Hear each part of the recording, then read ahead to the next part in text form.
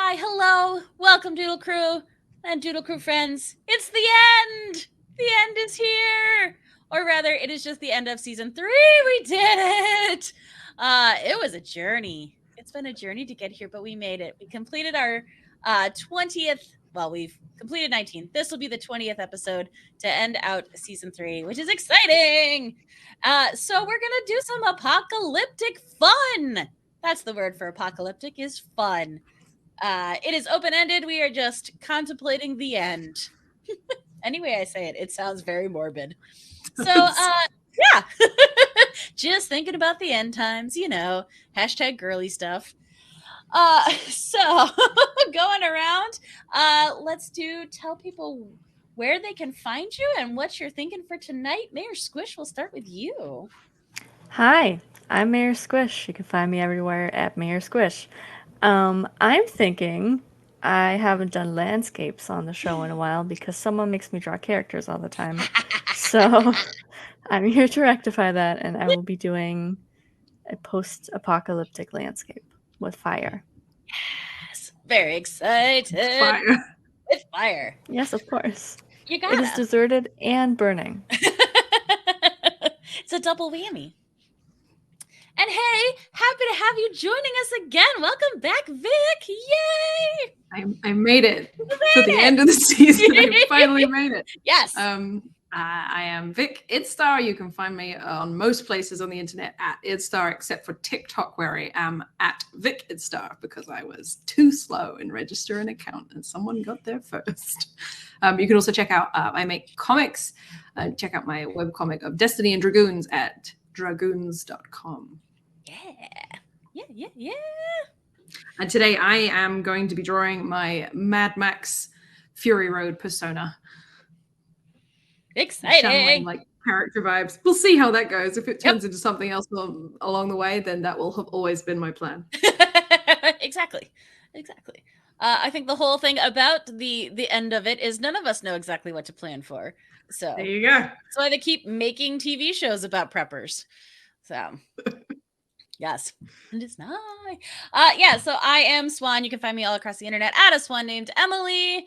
And this is exciting, like I said. So now that we are completing this final episode, Doodle Crew will be going on a brief hiatus. But there will still be stuff happening over on my YouTube channel. Uploads usually go up on Fridays, so we'll finish out these couple of ones. We have also once a month on Sundays, I do Sketching Shakespeare. And then over on twitch.tv/inaddpod, every other Wednesday, you can find me and my pals, the Trash Pandas, with our podcast recording. And I scheduled it out, so, I'm really trying. But you can also check out more art posts at Doodle Crew Draw. We're on Twitter, Instagram, and Facebook. And I will finally be getting caught up on all of the art that you have been enjoying throughout this season and finishing up last season. I think we're close. To finally starting to post art from season 3. Yeah, that should carry us all through the hiatus and get us back, and we'll figure out what we want to do coming up for season 4. But don't worry, we're also in talks, in plans for a few other things. So there's a bunch of people that I wasn't able to interview in the first batch of interview series. So there's a whole bunch I'd like to talk to with that, get you some more creator content with all of those, and possibly pull in some other newbies and maybe do some actual just edited finished content that will also go up on YouTube. So you'll just have to go over there and subscribe so you can see it when it pops up. Yeah, I think that's all my things. Crushed it. All the things I can think of right now. And I'm drawing, I don't know. I have an idea. I have one silly idea that I would like to try first, and then we'll see how that goes, and then I might try something else. So that's as much as I'm giving you. Also, what up, Kurt? I saw you in chat. Hello.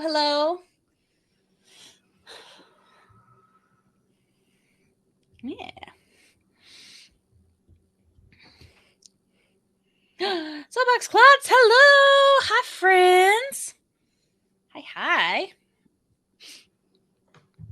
Okay, so when it comes to post-apocalyptic stuff, are you a consumer of like zombie stuff, of end of the world stuff, of all of that, or is that not really your bag? Who's that one directed at? Oh, it's at both of you. I feel like I've done a lot of talking so far. So That's okay. We've missed Fine, you. that's what we do here. Yes. Also, please talk so that I don't have to. They get so tired of hearing me talk. That's not true. Cannot be true. I enjoy the post-apocalyptic stuff like the best of them. Have most recently just been watching the new Last of Us show. I don't know if that's your bag. It's Pedro Pascal, so I could be convinced. I don't know. Like, have you ever played the games? Is that I did. I'm a big scaredy cat, so I didn't do well with them. Because suspense stresses me out and makes me forget how to play video games. But from what little I did play and what I've seen, I know it's an amazing game. And someday, maybe if I have it in me, I will give it another shot.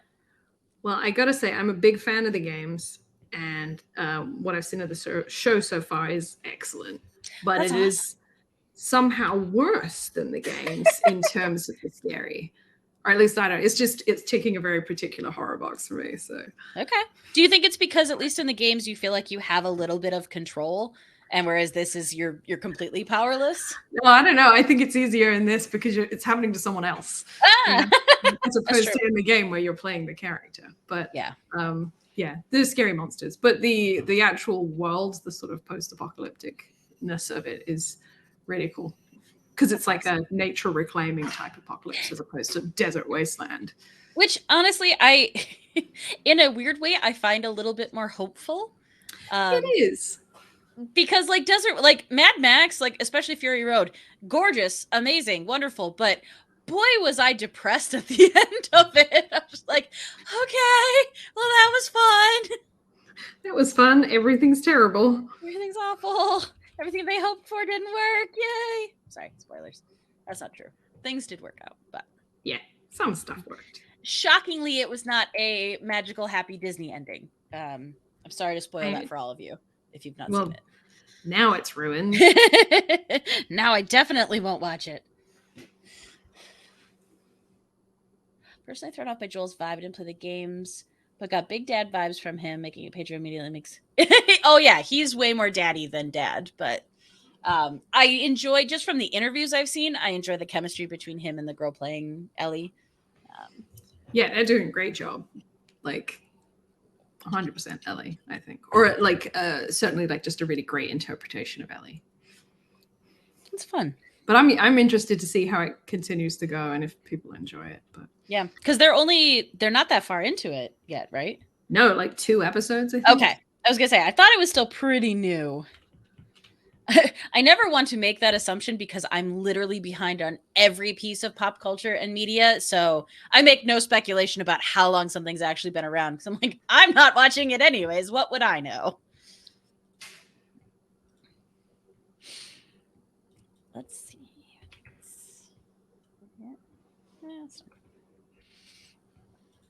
I'm just looking at like reference pictures for Fury Road costumes or inspired costumes. And it seems like masses of superfluous belts is a definite theme. Kurt, coming right for me. Yeah. You'll enjoy this too. And it's funny because my family just started, I can't remember if it's their rewatch. I think it might be their first time watch, but they are starting to watch Merlin, which Steph has talked about a whole bunch. And I'm like, oh man, I've always wanted to watch that. And so I'm considering watching that, which is a show that came out 20 years ago. I'm like, man, maybe now's the time to watch that. The Merlin from the early 2000s. Mm-hmm.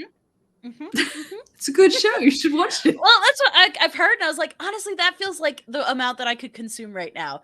I haven't watched She-Hulk or Ms. Marvel or Moon Knight or Obi-Wan or Andor or any of the things that I genuinely love. But yeah. 2008. Oh, shit. It's fine. It's not even 20 years. 2000s. Close. Yeah. I was out of college by that point. Oh, that's fine. Yeah. No, I've always heard good things, and I was on the internet and on Tumblr at the time, so I've always had like a soft spot for it because I was like, man, Tumblr loved that show. Like, I really feel like I should watch it. think Tumblr still loves that show. I think so. I know it's back, but I haven't fully put myself back on Tumblr yet. I currently just don't have the brain space for another social media. But. That's fair. I never left, truthfully.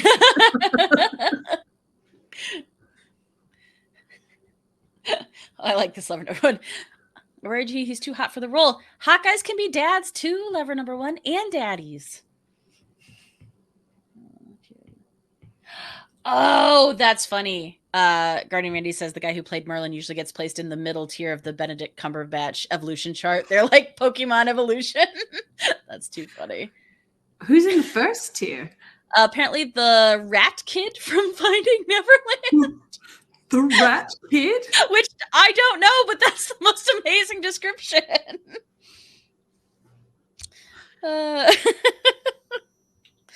That's funny. The rat kid. I'm tempted not to Google it and to just let my mind run wild with that much information.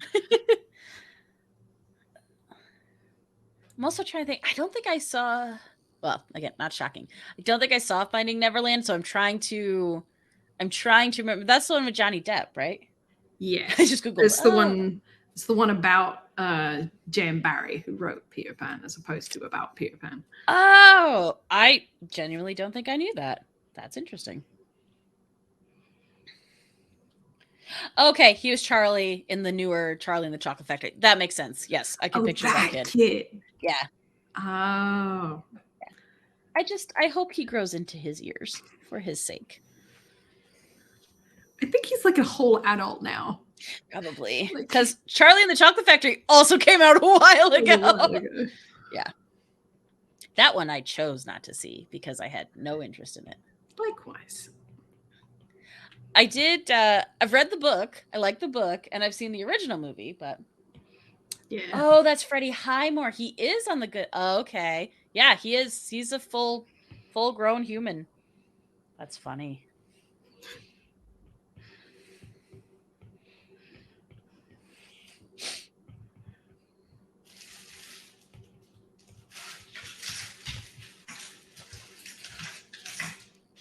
I have to say, though, I love the word association game that we play as we try and piece these things together. It's just like talking to my parents. Yeah, you would know him from this thing, but then you might have also seen him on this. And I forget. All of a sudden, I understand the Troy McClure joke from The Simpsons. Oh, that one guy who's like, "Oh, I'm Troy McClure. You remember me from such things as blah blah blah blah." Yes. Me, a child watching The Simpsons, being like, "That guy's stupid. I don't get that. I don't get that at all." And now you're like, "Oh, nope, I need the help." I get it now. My bad. I'm sorry.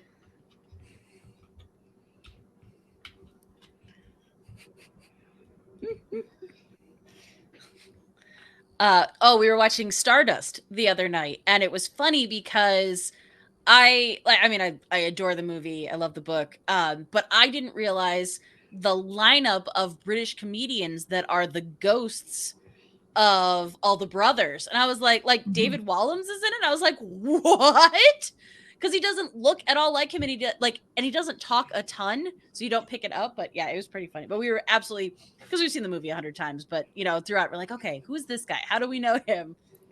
That movie's jam-packed with cameos. Oh my gosh. It's nutty.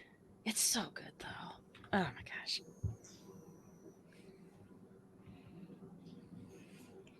I think I may be overreaching with this picture because I'm now adding in background details. I like the boots though. They feel very powerful. Do love a good chunky boot. Which I didn't like. I've just drawn chunky boots on characters for years and never really thought about it. And then I watched a video from a concept designer for video games, and he was like, "Oh, I'm just going to draw this a late 90s, early noughties character, which means they've got giant chunky boots." And I was like, I felt called out. I figured out where it came from. Oh my God, is that why? Because I've just never questioned it. I just do that. Yep. There's a reason.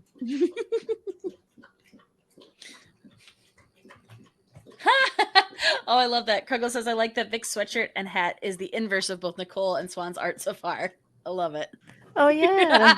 Very cool. It's an excellent color scheme. This is when I reveal that I'm actually psychic, and I planned it all along Yes. to distract from the fact that I'm making this picture up as I go. Well, I also did not mean to absolutely copy Nicole's color palette. No, it's okay. I thought these colors would look different, so. It's a surprise for everybody tonight.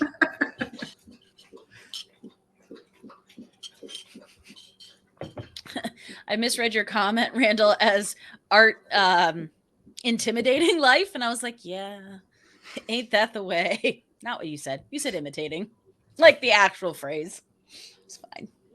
Everything is fine. I got this. Oh, my goodness.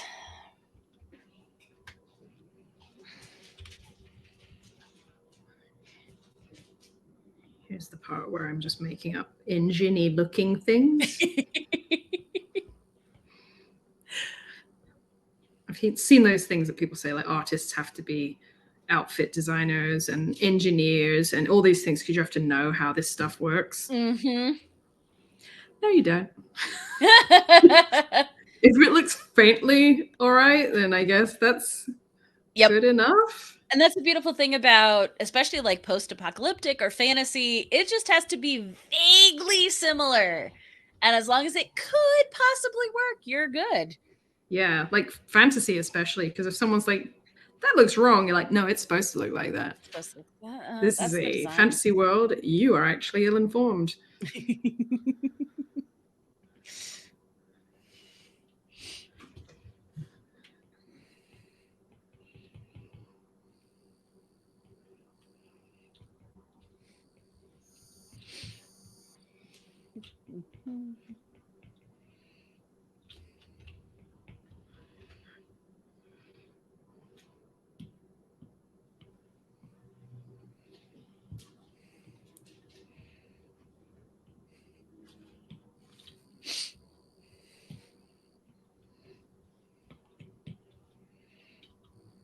Oh, also, Paul was calling you out, Mayor Squish, and saying that Last of Us should be your triumphant return to Crash Test Pilots. Yeah, we were talking about that. Which would be super fun. But also, like, I know both of you are in the time is precious right now, and neither of us have a ton of it, so I feel that. This is true. This whole adulting thing, man, just takes up so much time. Yeah. It's overrated. I'm not a fan. Mm-mm.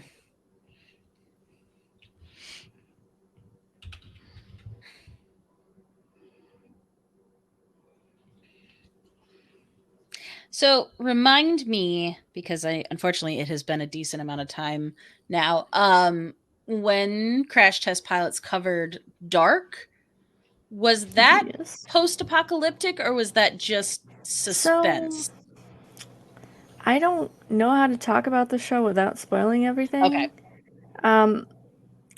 It gets post-apocalyptic. It gets kind of thrillery. It gets kind of mind-blowy. It's all sorts of things. Okay. It's very intricate, and the thing is, like, the twist, quote unquote, the twist at the end, they give you plenty of clues in the pilot, but you don't pick up on them because you don't know what you're supposed to be looking for. Right. And you don't kind of cool. dots yet. So when you watch it the second time, you're like, oh, it was so clear. So I love a show that tells you the answer, especially right at the beginning. Yep. And then you get to the end, and you're like, I can't say they didn't tell me, because they absolutely did. That's great. And I like that payoff better than I always think of on the DVD for Momentum, you could watch it in chronological order. And boy, is that movie not as much fun or not as clever if you just watch it straight through. It's really good, edited the way it is. And it absolutely like keeps you guessing and all this stuff straight through. You're like, oh, okay. So it's just stuff happening in a sequence. Yeah. Yeah, it was weird. It was weird to watch it and be like, oh, that's okay. All right. Yeah. I guess.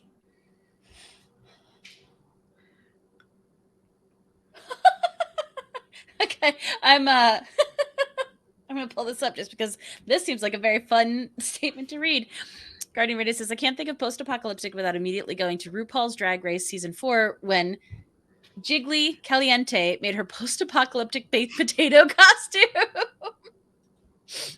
I'm trying to remember that. I feel like I should remember that.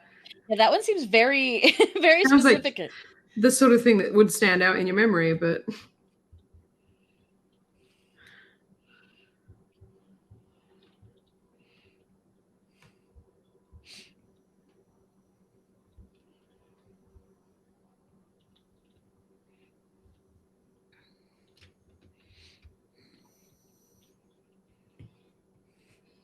this is also really fun because I haven't drawn anything that wasn't part of my comic for like a minute now, actually. Yay! So this is nice. Like, I've just exclusively been working on like comic pages or concept art stuff for like months now.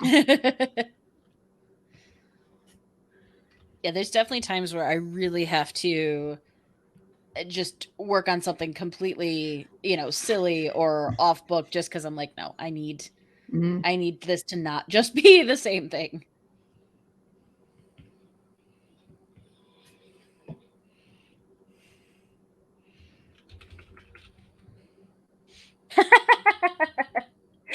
Yeah, seriously, I feel like that should be our slogan. I'm allowed to do art for fun, not for something.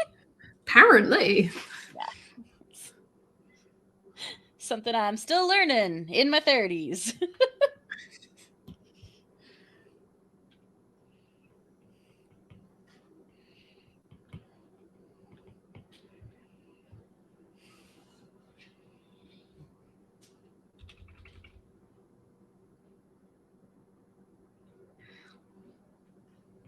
Also, this is like my persona version of me. I'm being very generous to myself and my weight.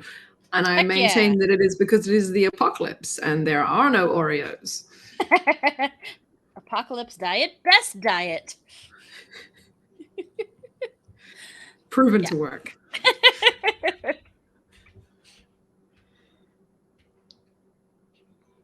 I think that's the beautiful thing about any of the personas is they can be as much or as little actual you as you want. Exactly.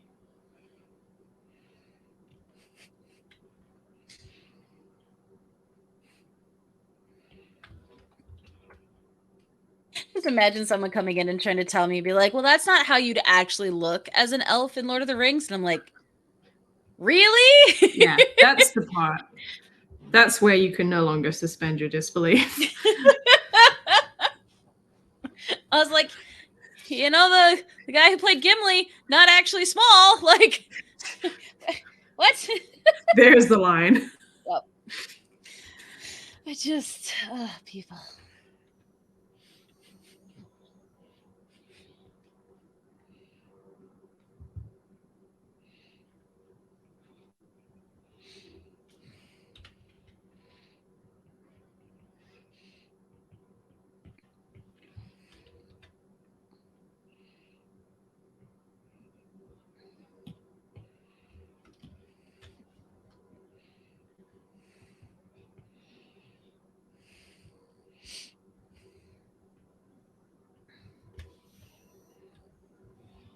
Yep.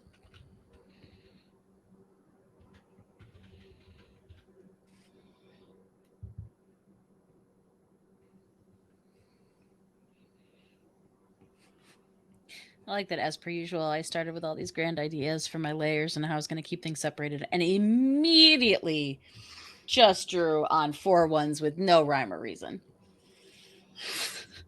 Yep. It's cute. It's cute that you think. Well, it's especially because I'm doing something working against the way I normally work. Yeah. So all bets are off. Yeah. So what you're telling me is you've gone for a safe bet. Something reliable that you do 10 times a day. Yep, could do it in my sleep. Yeah.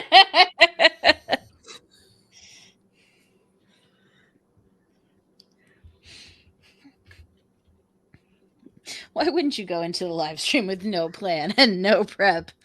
It's just craziness.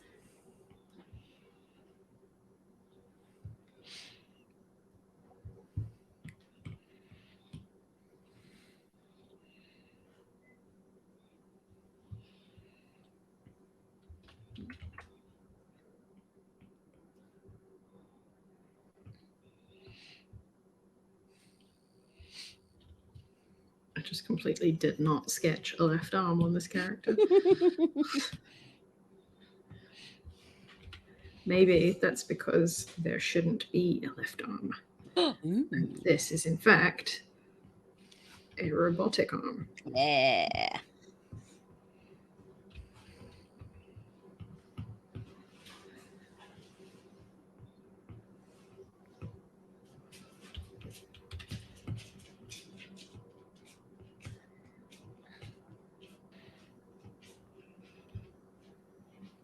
Yep.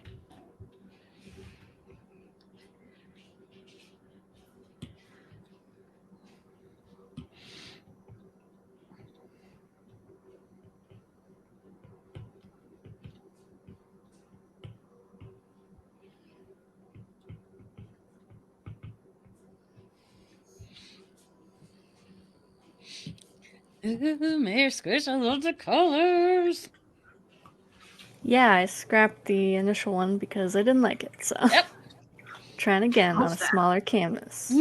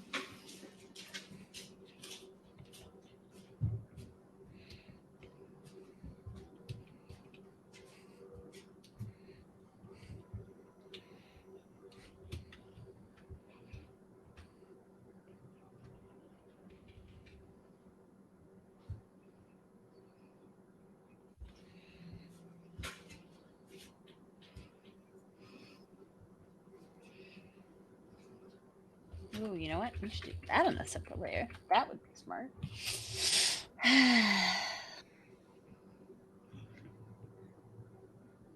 I always find that as soon as I introduce at least one other layer, work becomes so much more stressful because now you've entered the game where you have to make sure you're on the right layer.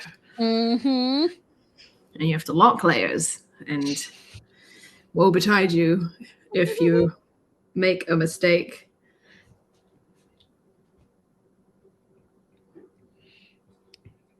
Is there a way in Procreate to easily figure out which layer something is on that you know? You toggle off and on every single layer one at a time. Okay.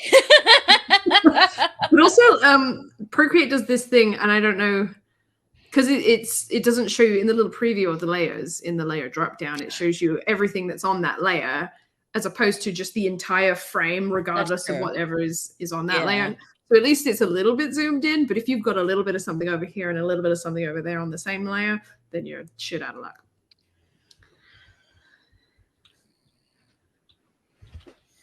Yeah, because I know in Clip Studio, I'm very spoiled because you can select object. So it'll go in and you just have to click on that thing. Like if there's one little dot and it'll take you to the exact layer that it's on. And I was like, I use that all the time and would love for something like that in Procreate. But yeah, you can do it in like Photoshop as well. But alas, not in Procreate. Which, you know, again, I give it a pass because it can do so much that it is pretty dang good.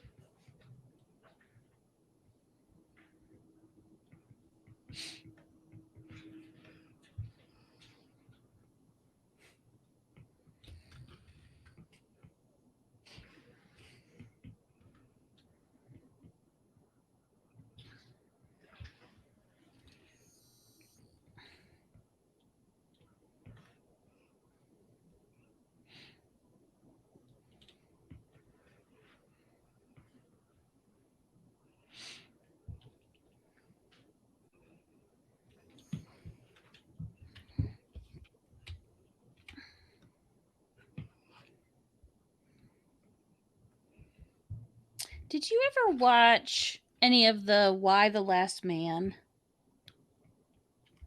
I did not. Okay, because I read the first trade, and I remember really enjoying that. But I think as the series went on, I don't think it got as good. And I think there was some like, if you read this in the 90s or in the early 2000s, it was really progressive. But now, like, there was some stuff that definitely didn't hold up as well.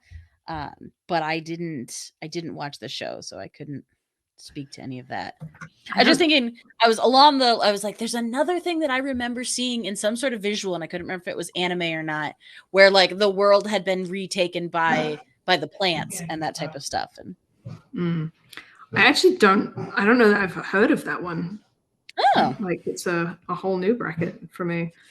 I would say I'll add it to my watch list, but I think that would be disingenuous at this point, because I already know that I won't watch everything that's currently on my watch list. Such is the dilemma of the year 2023. Yeah, I was very envious of people who were consuming through so many shows during quarantine and everything, because I'm like, I would love to clear my backlog, and I have less brain space for it and somehow less time to do it. So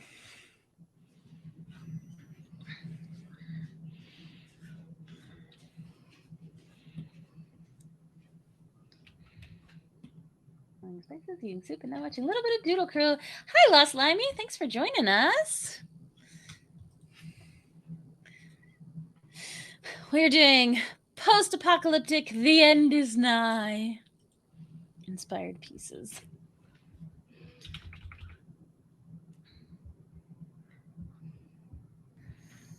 My engineering is failing me. The mechanics of this robot arm make no sense. It's terrible. It's possibly the worst robot arm I've ever drawn. So I'm glad I saved it, especially for the show. Absolutely.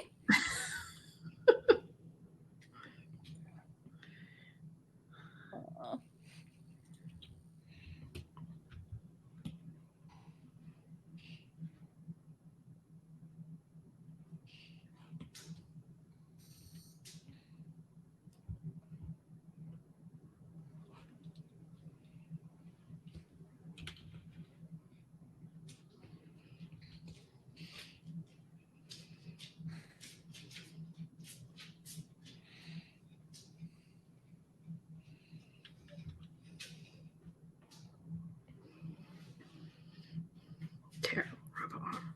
Wow. I'm filled with robot arm shame. I was say, I think it looks cool, so I like it. Maybe I just need to zoom out and not focus on it. Yep. I'll do what I'll do is I'll have something explode over here, and then like there you go, a load of smoke in front of it, so that you just can't really see it. I'd say, or a very appropriately placed like handkerchief tied around it seems. That is a real smart idea that I definitely should have thought of before now. Let's do that. That's better.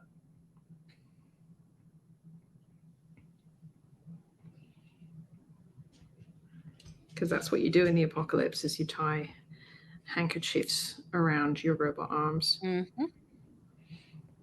It's the height of robot fashion.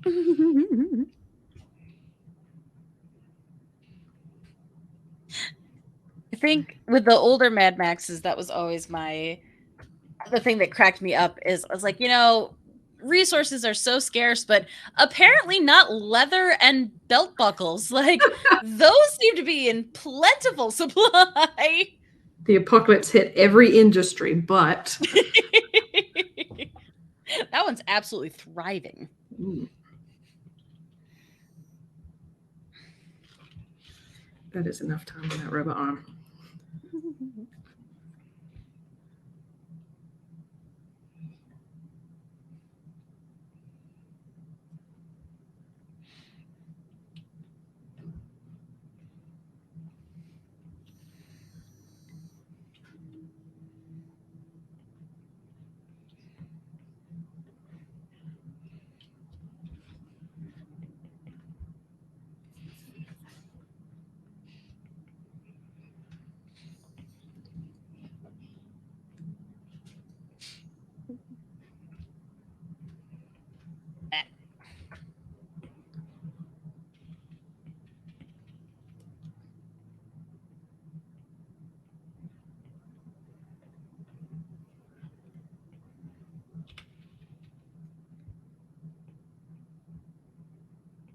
I'm also trying to think. I'm sorry, my brain is going in so many different directions. Like, for some reason, I find the world of Mad Max with no water far more terrifying than the world of Waterworld, where there's no land. Like, I don't know why, but I I would have one qualifying question, and I bet I can guess why. One, can you swim? I can. There you go. I'm a pretty good swimmer.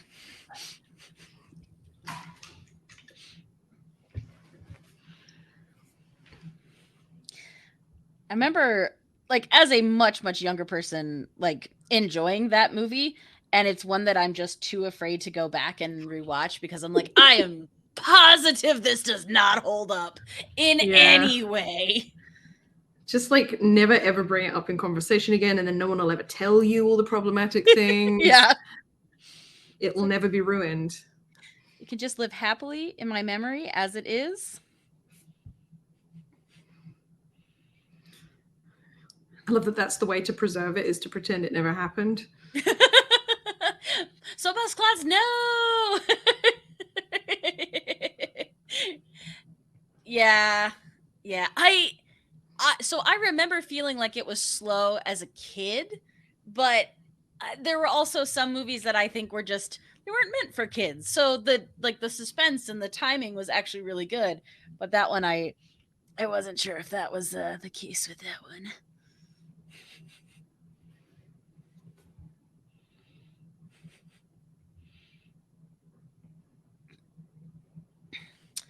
Who's the is it Dennis Hopper? Is he the bad guy in it?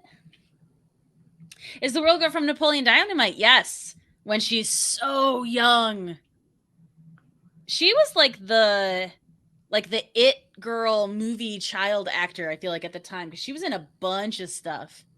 What is him? Hey, well done, me. Glad that that's stored in there. Wouldn't want to forget that.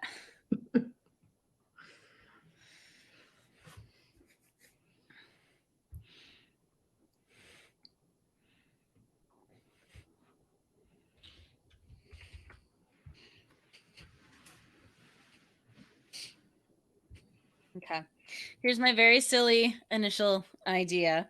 The markings on the stone say she lost her glasses and immediately perished, because I don't think I would actually make it very far in the apocalypse. It's like, between like medical issues and needing glasses, no. Just not going to go well for me. What would you do if you need glasses and it's that kind of like wasteland desert apocalypse? Do you just wander around and every pair of glasses you find, you try them and see? Yeah. Or not see, I suppose. I feel like, well, I'm trying to think right now. On my person, I have 4 pairs that are the current prescription. Like, I feel like I would hoard them on my person and then like try to find other ones that maybe if I had like an old pair, like have those and use those as my like scratched and damaged one, and like hoard the nice ones to only use when I absolutely needed it. Because like I would have said, what, like 20 years ago or something, glasses weren't as durable. So like would they survive the apocalypse? But these things are indestructible now.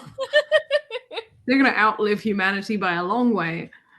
You just have to find the right prescription. Exactly.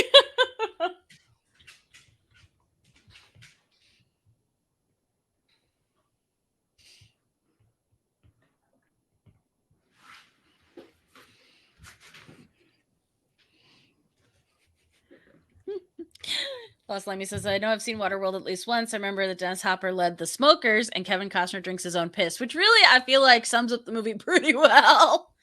That's Him everything drinking his you own need. him drinking his own piss scene was way more involved and longer than it should have been. We didn't need that. Like, you could have just had a throwaway line that said, yep, I can do that. I didn't need to know in that detail.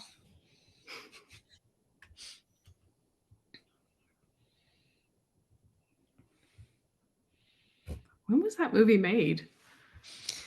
It's gonna make me sad. Oh gosh, maybe. Let's pretend it was the early 2000s. I was gonna say maybe like 90. I'm trying to remember if there was any crazy.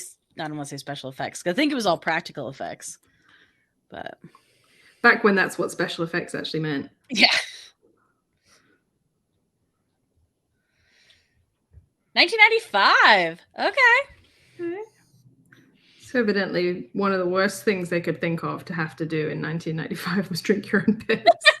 I feel like it was so far before any of the reality shows were like Naked and Afraid or Bear Grylls or all this, where I'm like, no, now we do it for fun. Now people do it for like $500. Yep. That was the most expensive movie for 2 years until Titanic came out. That makes sense. I remember it being expensive because they had to build like all of those structures and like float them way out somewhere where they could film. And imagine how much like that must have sucked, considering how much everyone hated it. I say but that. Then I guess it's got like that cult following to it, though. I think it does. Who directed that? Do you remember? I was going to say James Cameron, but I don't think that one was him. Not if he did Titanic. No. A couple years after. God, you'd need a break, wouldn't you? Yeah. I think you're right, Lost Lime. You said I think at least one of the sets sank. I'm pretty sure it did. Like I feel like the production had slews of issues. The irony.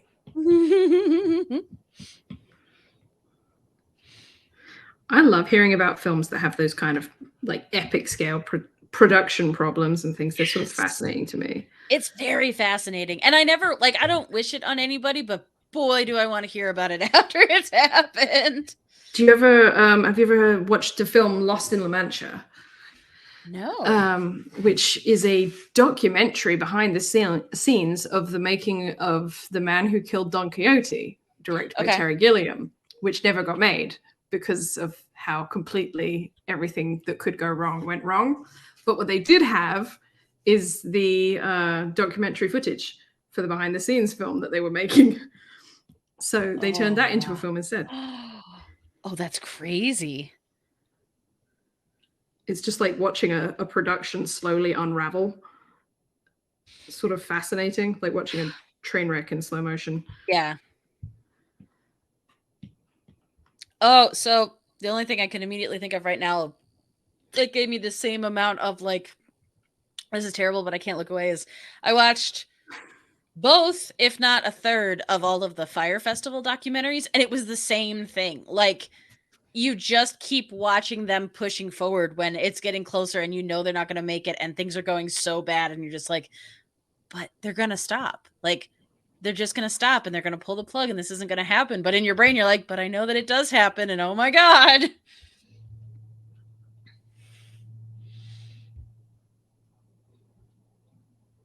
And then things don't go well.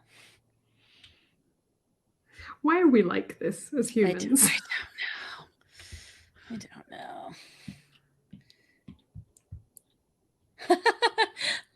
Last time he says, I swear Terry Gilliam is cursed to have all his movies goes off the rails.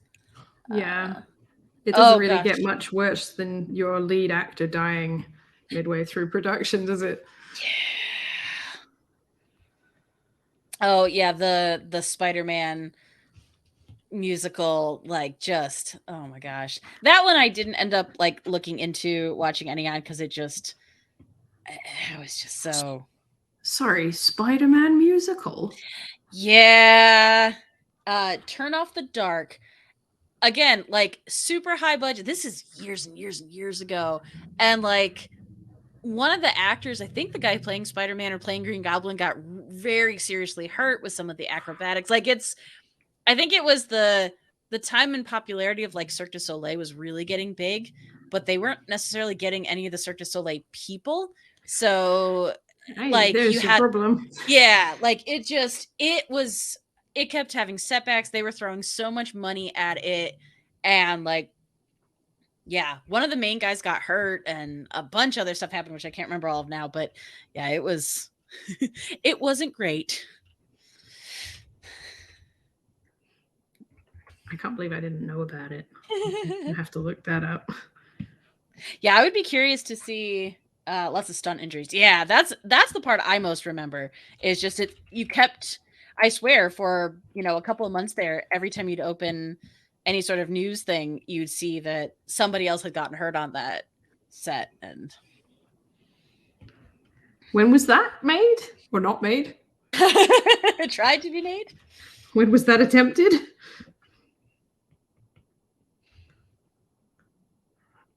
I realize I just throw that question out and wait for the chat to reply. Oh, I I'm could absolutely Google it myself. No, I could too, but I'm not going to. I'm going to let them.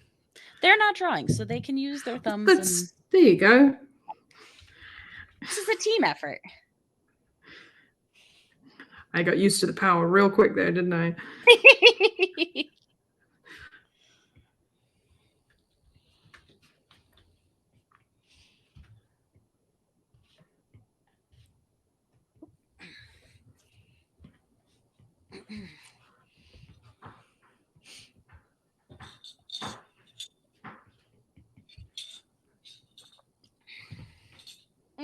Nicole, those blooms. Yes. I miss this so Aw. much. I haven't painted on this paper in so long. It's the best. Is it the watercolor paper you really like? Watercolor. So it's not the nicest one I have, but it's like it is becoming one of my favorites because it is affordable, but it basically does everything the expensive one does. So I'm like, yeah, Yep. I think this is going to be my new staple. Sweet. Heck yes. Also, Vic Lost Limey says Google says 2010, which sounds about right because I was definitely after college in that kind of nebulous place where I feel like I wasn't paying too much attention to the internet. But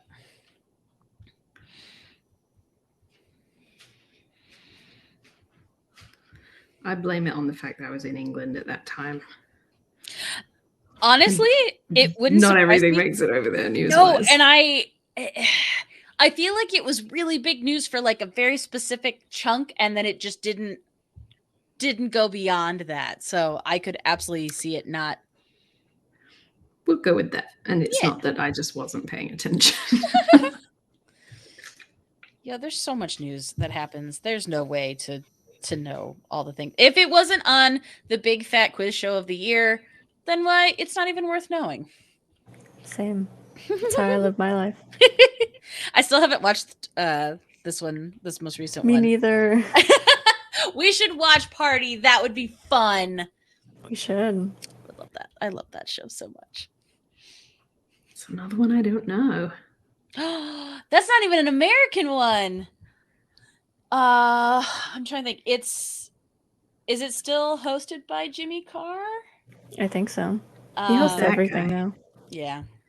So it's 3-4 sets of not couples, but 2 comedians and usually some celebrities and stuff. And it's just, we'll say quote unquote game show, but in true dry British fashion. Yeah.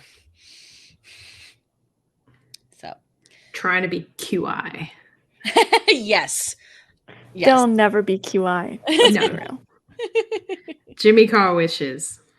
Yeah, he's got way too many teeth. What is it? 8 out of that too. 8 out of 10 cats energy to be anything else. He's one of those British comedians I have far too many opinions about. I think that's valid. He does a lot of things to warrant opinions. So he kind of, it's not exactly the same, but he falls into a similar realm as Ricky Gervais for me, where I'm just like, sometimes you are so poignant and so smart, and other times you are such a bad human, and I don't always know how to reconcile those two. Yeah, I think like maybe that's why I like Ricky Gervais's cameo in Stardust so much. Because he gets his comeuppance. Because he gets magically silenced and then killed. Yep. My dog is like slowly pushing into my chair and pushing me off my chair. Hey, buddy, this is kind of challenging for me. Can you not? Can you not? I just realized like I was half perched off my chair at that point.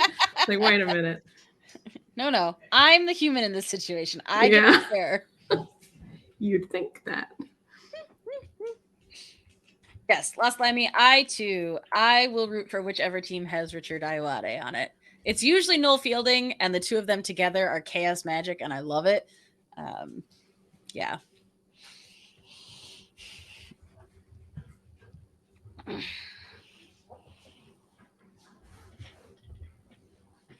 But yeah, they usually do like one big one at the end of the year that covers all of the big like news, their sports and entertainment and stuff throughout the year, and just Nice. But yeah, it's I have to imagine for me not getting that same type of game show consistently in the US, it's very refreshing. But if you are used to that, then it might not be like, wow, this is amazing. Like, it might just be like, yeah, this is how our shows are. But I like it.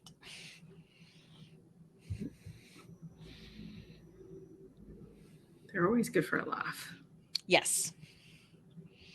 Well, and there's something I think that's kind of special about how well all of the British comedians know each other and how much they rib on each other. Like, that's some of the best stuff where I'm just like, I don't even know all of these inside jokes, but I am loving you two going at each other. So yeah, you can tell how much time they all spend in green rooms together. Oh yeah.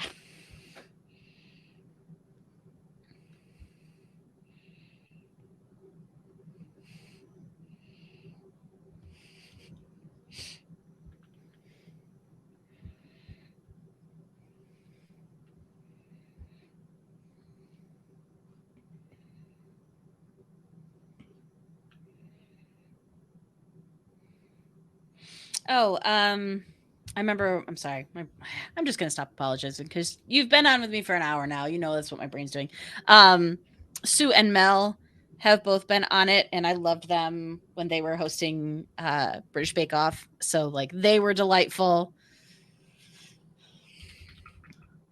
I think of other. I'm trying to remember. There's like a whole bunch of other like some of the main like British comedy game shows. There's 8 out of 10 Cats, and then there was 8 out of 10 Cats does Countdown, which I think now people just think of as the original 8 out of 10 Cats because they just took the format and changed it like slightly and made a whole new show. Yeah. That did better than the original show. Well, it's tough because so often all I was watching were like compilations on YouTube. So it was, if it was like a specific person who was on that episode or something, so I'd watch that. But there's no context for it, or it. You're not getting the full story by any means. Sometimes that's more fun. Yes.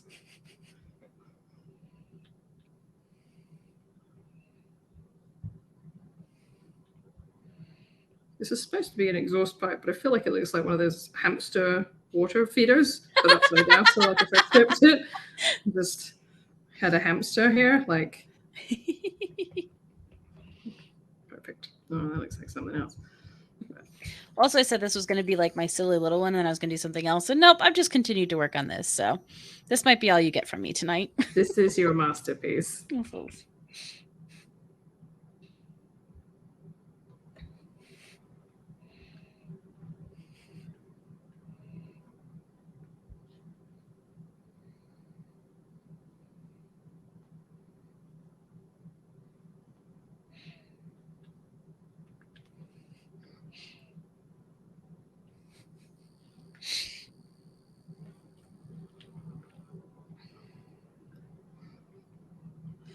I'm phoning it in on this background a little bit now. I'm trying to get back to I can do some color.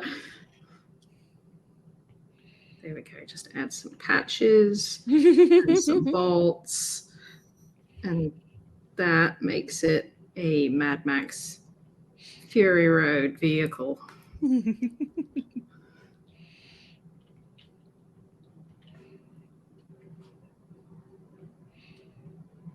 vaguely remembering playing, I think, some of the Mad Max game where I didn't do any of the storyline stuff. I just wanted to drive around in the car and run things over. I think that's all I ever did. That's valid. I remember that being a lot of fun, though. Yeah.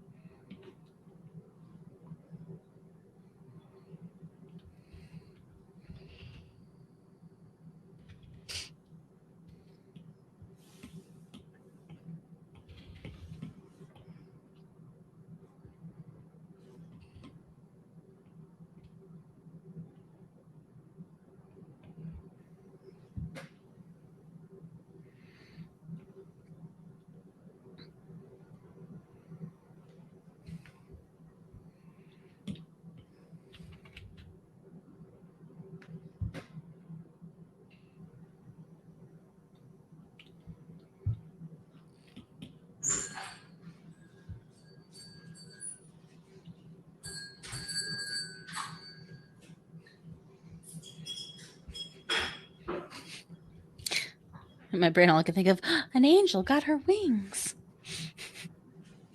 I think it's just actual clinking glasses, but it sounds like a bell ringing. Oh, no, it is actually a bell. It's our front doorbell. We have like a little bell. So every time you go in and out of the door, it goes ding-a-ling-a-ling. Oh, Like a shop door. That's cute. Sorry. Oh, No, you're fine.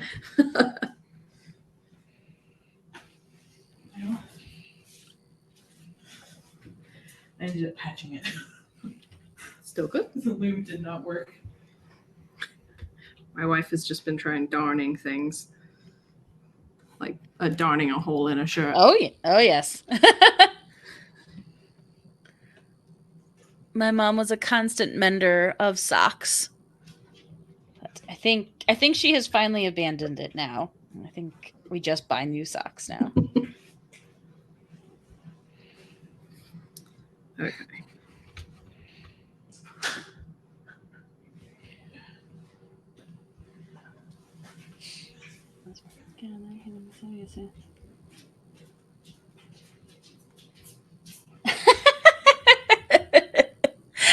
That was a slow burn on your joke, Soapbox Clots, but I liked it.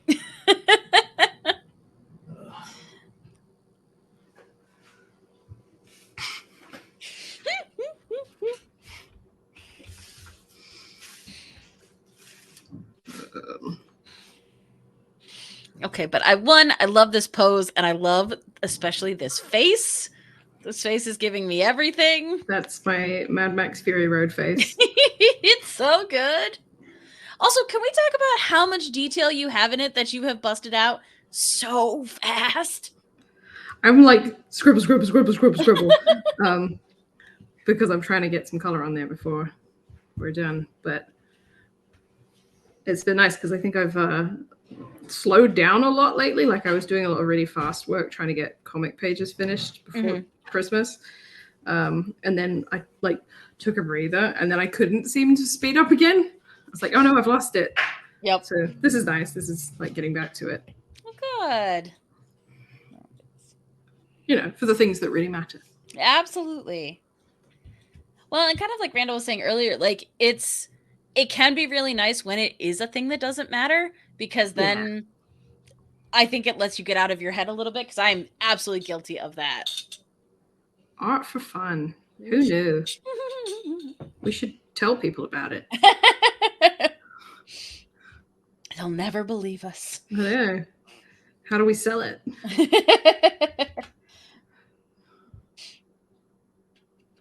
It's like all of the people who were picking up like new art hobbies and crafts and baking during quarantine. Just like, oh, look at me doing this just for fun. As we're all sitting here like, yeah. Yeah, for fun. It's not our livelihoods. All these people who are normally like at an office like, decoupage, did you know? It's this thing I've discovered.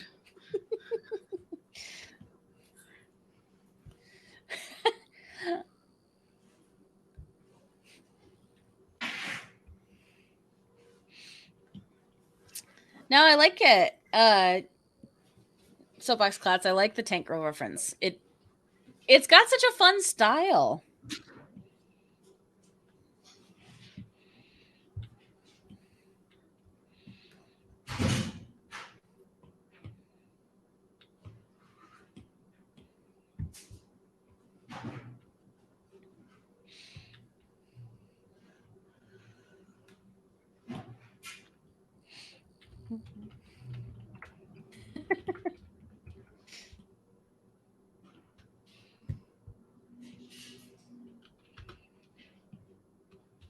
think it was the last time I came on Doodle Crew, somebody told me about the reference layer trick in Procreate. Yeah. And I need you to know that it changed my life. I think it was Megan. So we'll absolutely pass it on. For sure, I have nothing but gratitude. Absolutely would not have achieved the volume of comic work I did this past year without that knowledge. So that's awesome. Huge thanks.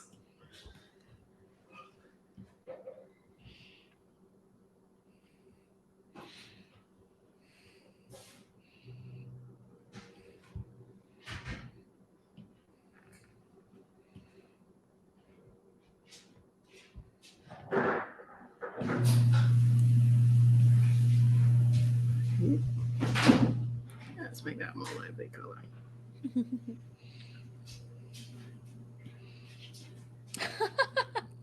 So I've been listening to a new nerdy podcast, Shock.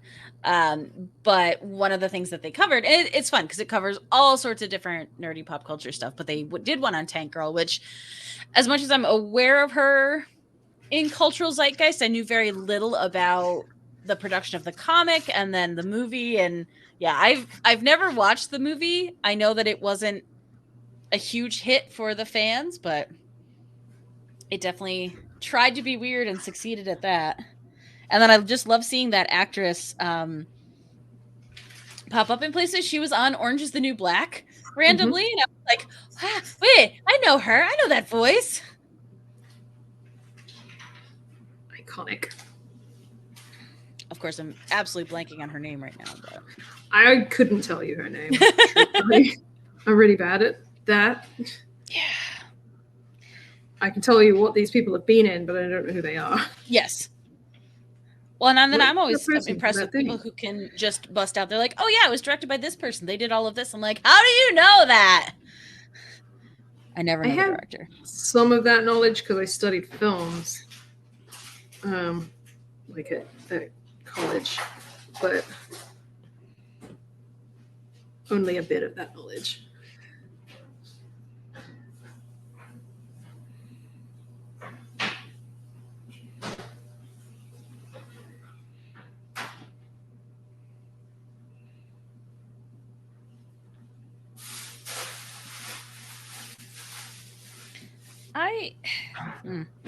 I'm surprised by many things about my school and my college, but I'm honestly surprised we didn't have a more dedicated film history, even if it was just animated film history. We had history of animation as a class, but some of that was very focused on the actual like steps in animation's evolution, less about the movies themselves, but like, okay, here's how we go from the phenakistoscope to, current day digital technology and all of that. But yeah, I wish we would have had more of kind of the overlap, because early on, I feel like everybody kind of had a hand in everybody else's project. That same podcast I was referencing, which is called Wizard and the Bruiser, they did a whole episode on Don Bluth, and well, I knew a bunch about it, not just because we also did an episode, but just for my own personal knowledge. But I had forgotten how like intertwined he was on and off with certain things and other animators, and it was just, yeah, it was a very different world in those times. It's like there really weren't that many people doing it well. When it was getting started, really not that many people kind of breaking new ground with it. And now it's so accessible and democratized to the point where literally anyone can pick it up and learn and do something incredible and like blow everyone's minds and go viral and become the next thing. You forget that, like, to start with, it was a very exclusive club. Yeah. So everyone had a hand in like any kind of major thing going on. The same people had a hand in it.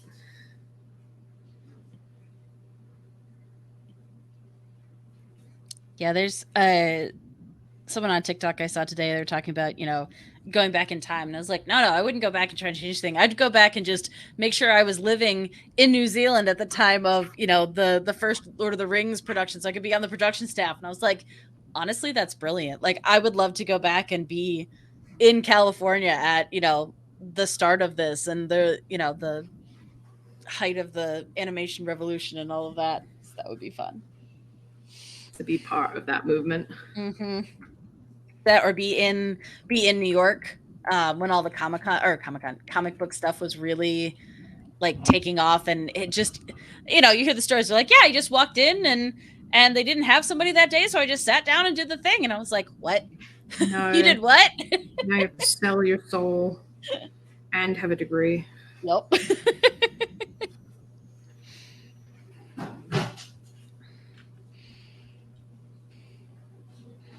Yes. Shout out to Vineyard Warrior for the Wizard and the Bruiser recommendation. I'm super, super enjoying it.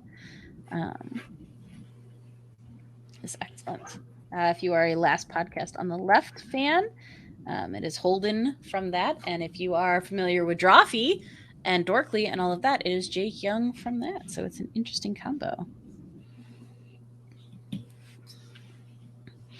I should probably listen to way more podcasts than I actually do, because it's the sort of thing that's really good to have on while you're drawing. Yes. While your hands are occupied, but instead of watching the same TV show for the 1000th time. Yes, but that makes your brain feel good too, because I can definitely attest to that. I have watched Willow like 8 times this past fortnight. The new show? Yeah. What do you think? I have not watched any of it yet. Again, shock. 10 out of 10 would recommend. Okay. Because I love that movie. That's another one where I don't care if it's flawed. I will watch it and love it every single time. So because it's got most of the original cast back. It's got some of the original cast back. I rewatched the movie. I started watching the show first. So I watched the show through, and then I was like, I need to remind myself of the movie, because it's been a minute since I watched it. And I watched it back, and I couldn't believe like how few lines in it Saoirse had that I remembered. Oh yeah. She says 3 things in that movie. Yeah. She's got a bigger role in the show. Oh, good. I mean, she has one of my favorites, which is, "You dwell in darkness without me, and it went away." But yeah, no, I much the same of going back and rewatching it. I was like, oh yeah, that's right. That was a time when fantasy and action movies had no female characters. Mm-hmm. Conversely, the new show is doing a great job with that. So that's good. Like, I would super duper recommend it to anyone and everyone. All right. I will work to make a point of watching that, because I have a very, very deep soft spot for that one. Also, for a long time I enjoyed making people very mad when I would say that it was just another telling of Lord of the Rings, but I didn't have to sit through 10 hours of movie. I could just do an hour and a half and be done, and people didn't appreciate that. Like, they're very similar, and the more you think about it, the more you notice. I mean, it's the standard Fantasy Quest format. Absolutely. Which I love in every conceivable way. Like, just give me it again. I don't care. I'll have it in every way possible, fed directly into my veins. Please and thank you. That's me with the enemies to lovers trope. Like, yep, just what? Again? Yep, again. Yeah. Again and please. again. Yep. Rinse and repeat. You're not tired? Nope. Never gets old. So Crunkles was in chat, and I had a really good conversation on Sunday during Sketching Shakespeare when we were talking about listening to music and listening to podcasts while we were drawing. And I was saying that if I'm doing like my initial sketch or my thumbnails for a page, or if I'm figuring something out, I can't listen to music or podcast. But once I'm to the inking or coloring stage, absolutely, because it's a totally different brain that I'm using. Yes. 100%. So I was curious. That's good to hear. I was curious if you were the same. Yeah, if I need to think about it, it can't be something with words in it. Or alternatively, if it's going to have words in it, it's got to have like, I've got to play it on repeat to the point where I can't hear the words anymore. Yep. So that's why sometimes I'll listen to the same song for 6 hours. There are times when we are the same person. Oh my god, I can't believe I've just had my paintbrush on like 89% or something opacity this whole time. Didn't realize.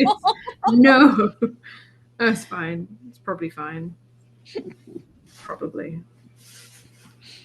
No, I was telling her I used to download the key generators for pirating certain softwares, and they would have a little like MIDI tune that was maybe 8 minutes long, and I would just put that on and I would just let it play for 6 hours as I animated, and I'm just like, no, this is what I need to keep me going.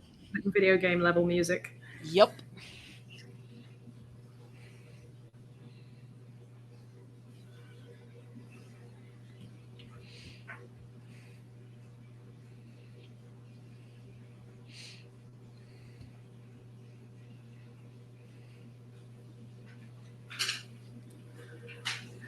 Oh, Guardian Randy, your comment about filling in paint sections cleanly in Photoshop. There's that to do with like the lines not being clean, and it doesn't always, like, sometimes it leaves that fuzzy white kind of edging around it. Should try doing this trick that I'm doing right now, which is using the masking tool, like it would be the lasso tool in Photoshop, to create a selection, then drop fill it and like do it in and around your lines, which is also faster. Which I don't know why I struggled so long to do that, because there was, for some reason, there was part of my brain that was like, no, this will definitely take longer, as I sit there and like paint it all in. I'm like, that is not the case. I think you're wrong. I already know it is faster, and I still sometimes just sit and paint things in. I'm like in my head, like, no, I'm going to give it another try. It's never faster, which is infuriating. This time, this is going to be the time. It'll be faster this time. I'm sure of it. But that would be my solution for making it work in Photoshop.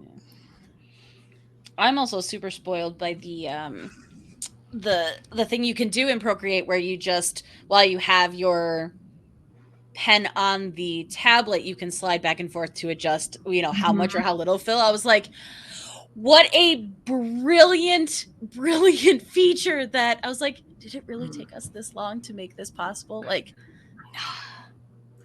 yeah. Just more of that kind of thinking. Yeah. The flesh to the edge of the lines thing, Randy, is also an issue for me. Now, I know because of other artists on YouTube who talk about it, not from my own personal experience, but there's something with like auto actions that you can set up where it automatically like expands 1 pixel when you fill a section or so. Like, it's another one of those where if I took the time to, 1, learn it, and 2, implement it, I'm sure it would teach me and save me a whole bunch, but I refuse to do the first part. So I just continue. This is why I fail and why I continue to struggle. I think they call that just artistic choice. Completely valid of you. I think at this point it's autistic choice, but yes.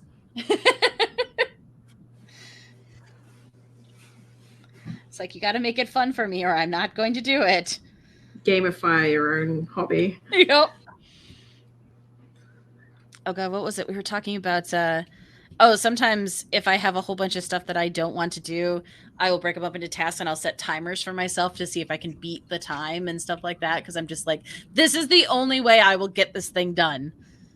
And that's stupid, but it works. Oh man, I should try that. If I can be competitive, then I'm in.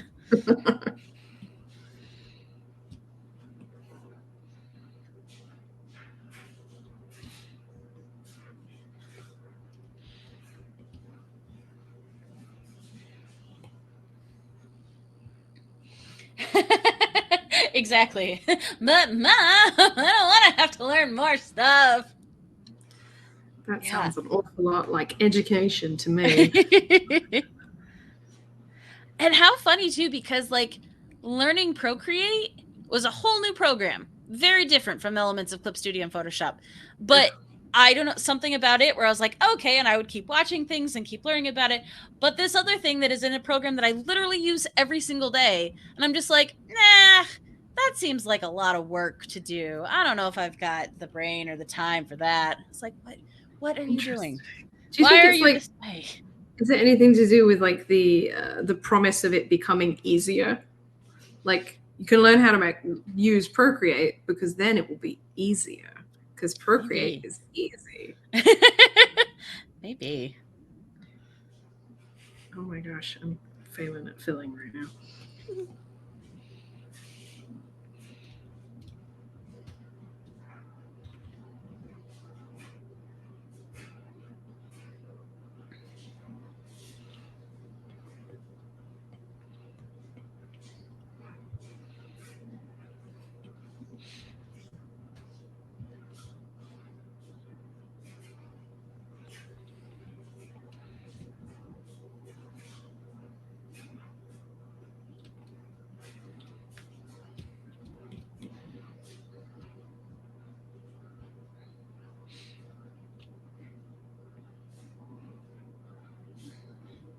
Usually if I'm trying to draw and just like have something on, I'll either have on TV show or I've got this one Spotify playlist, my drawing playlist, which anybody who's ever been on any of my Twitch live streams will know I just have the one playlist that I play. But there, I think it's up to about 23 hours, 22 hours or something of music at this point. I just throw gosh. Oh, I just realized my laptop battery's about to die. Be right back. Okay.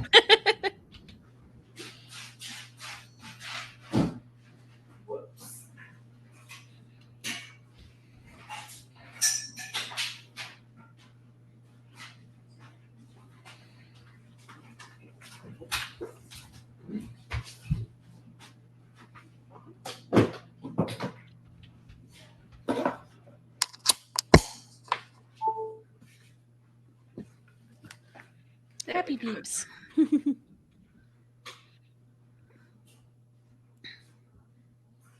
So I think I have a follow-up answer because I've been thinking about this. I think part of it is often, so I really want to learn how to consistently use gradient maps because I feel like that would help me because I think my coloring is very weak. And I've watched stuff on it and I've kind of followed along. Unfortunately, the last time I watched was very specifically Photoshop, which doesn't totally help because I don't ever work in Photoshop anymore. But I realize it's a I need it for this specific thing because I want to try it. And then as soon as I need to do something else, I don't feel like I will have the time to learn it and practice the skill before I need to do that other thing. So it's so much easier to just do what I already know how to do than struggle through learning that new task. And then unfortunately it ends up meaning that I don't go back to look at the other thing until I'm like, oh, I'm curious about that again. And then we'll kind of repeat through the cycle. That makes sense.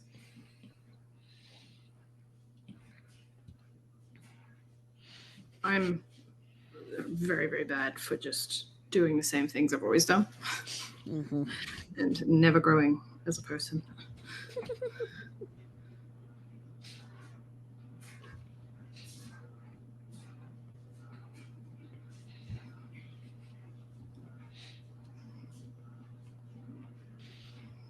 Also, thank you, Guardian Randy. I love me in a big old apocalypse mohawk type thing. I'm feeling that. Also, I'm just laughing to myself at how much faster the character and everything came together than the landscape. Once again, you can tell what I practice. I admire y'all for trying a landscape because that's why I didn't. I absolutely bailed on that.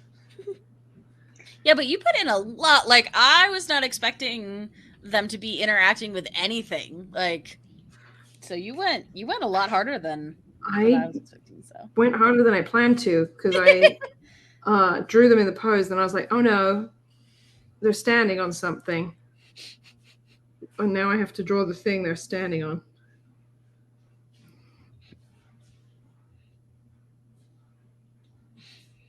Getting flashbacks to all my high school art where every single one of them had their foot up on a rock because for some reason that was the pose that I drew. Like, why? Why couldn't you just have them standing? No? Why are these rocks everywhere? constantly rocks. This is like I realized one day, because my comic is a set in a fantasy, sort of standard fantasy fair type setting, and I realized that I had inadvertently developed a trick for how I fill up the scenes. Like, what do I fill the scenes with? And I'm tempted not to say this because it will ruin the comic as soon as I tell you this, but I'm doing it anyway. So Okay, anybody reading the comic that doesn't want to know, earmuffs for this part. Don't let it be ruined. But barrels. Every street corner's got a damn barrel on it. Alleyways, barrels and crates. This fantasy world is filled with barrels and crates.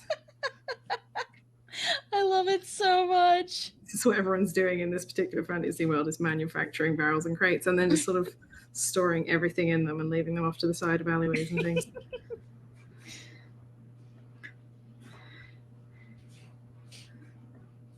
They're just constantly in like shipyard towns and everything. Oh yeah, exactly. Early people moving barrels. And if I get to actually like put someone on a ship, extra barrels. Yes. And rolls of rope.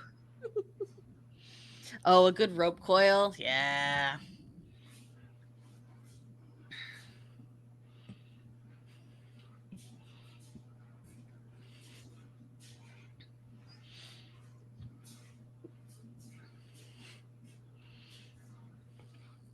Yeah, it's often funny to me how willing I am to put in elements like that. But if you want me to like set up like a kitchen scene, I will do everything in my power to avoid drawing plates and silverware and stuff like that because I hate it. I was like, I will add so many other, like, there are so many house plants in my interior scenes because I like drawing that. Other stuff, no. Nope. What is it about plates that sucks so much? So much. And bowls. Bowls are so hard. Like even simple ones. Bottles. I'm like, why? I hate bottles. I hate Bottle. Oh yeah. Wine glasses. Yep. Having to draw them in chalk on the chalkboards at work, I'm like, why? Why do I could choose to draw anything, but we're a winery and a brewery, and so I feel like I have to draw wine bottles and wine glasses, which are the hardest thing to draw. Why do I do that? You could draw grapes. Yes, I draw a lot of grapes. Everyone out here saying that hands and eyes are the hardest things to draw. I've really never drawn wine bottles and glasses. Yeah, it's just crazy to me. Yeah, any of the food stuffs, plates and everything, I swear, they always look so wonky. I'm like, why? Like, I'll even do, like, I will draw myself guides and stuff like that, and then it looks, like, too perfect, and I just... Yeah, Vineyard Warrior, I get to see my art. I haven't been up in a while, though, so who knows what's happening.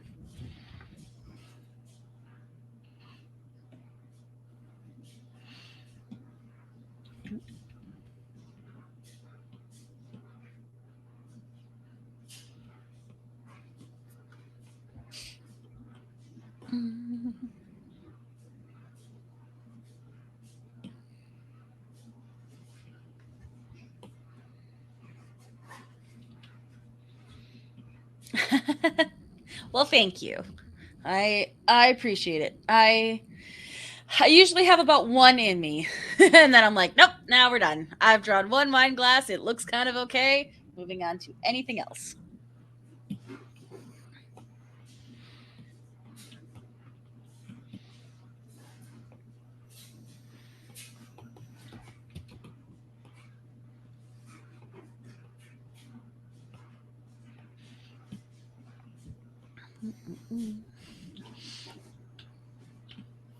Oh, I like the silhouette of machinery.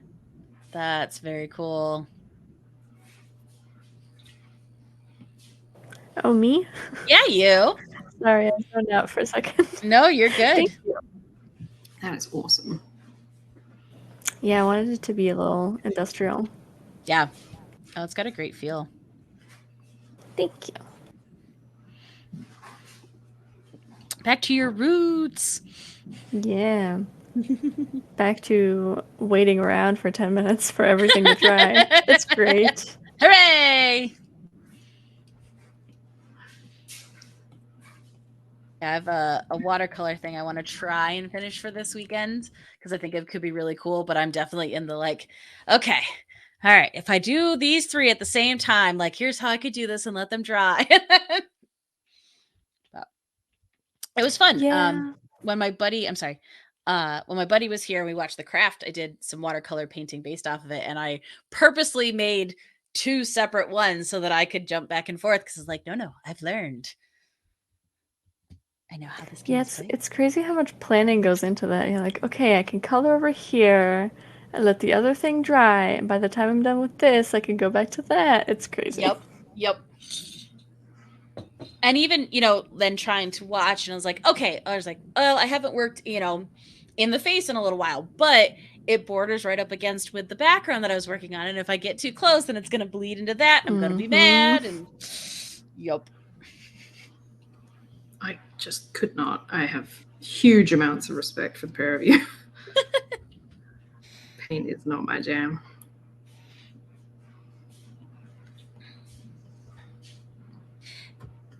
It's been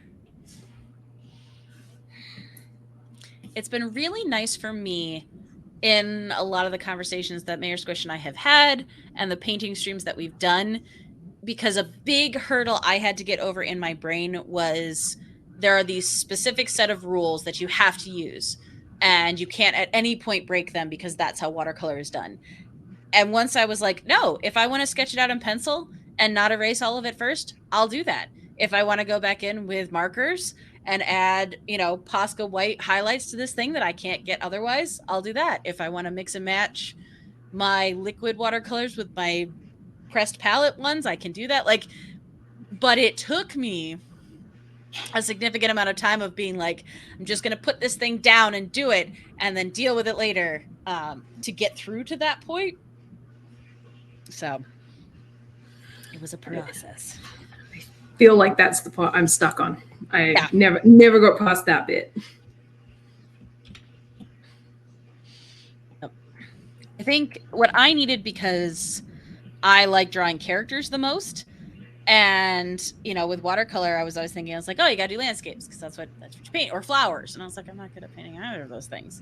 So when I could figure out a way to paint the thing that I really liked painting and just draw that, and I was like, oh, now I get to do some fun stuff with hair, or some fun stuff with bringing in a little bit of pink on the cheeks or something like that. I was like, oh, this could be fun. Okay, all right.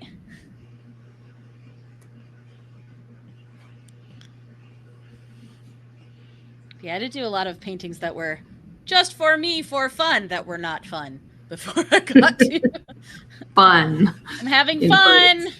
I'm having so much fun. Those days when you're like, I love being an artist. Mm-hmm. It's great. It makes me feel so good. I'm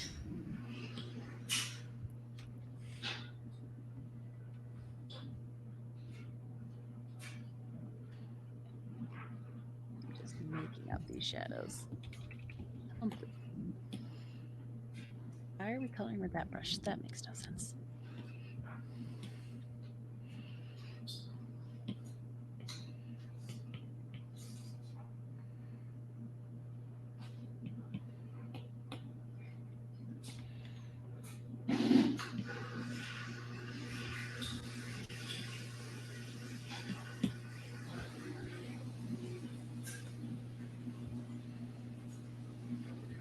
And I think too, I'm absolutely going to put you on the spot right now, Mayor Squish. I was super, super inspired by you because you were doing these gorgeous, midnight sky type thing where it didn't have to necessarily be anything. It just looked like nebulas and stuff like that, and just playing around with how the color would bloom and stuff like that. And that was such a cool. It's just you're just putting color down, and it doesn't matter because it doesn't have to be anything. And that was very okay, that looks fun though. I kind of want to. I want to do that. It's the best. Experimenting with blooms and the way the colors interact with each other, and the way different paints work. Because I've noticed that some paints just bloom differently than others for no apparent reason. So it's the best. It's the most fun. think based on that description, you're kind of selling it for me. Fair of you. I'm having a complete U-turn in this space. That actually sounds fun. Yeah.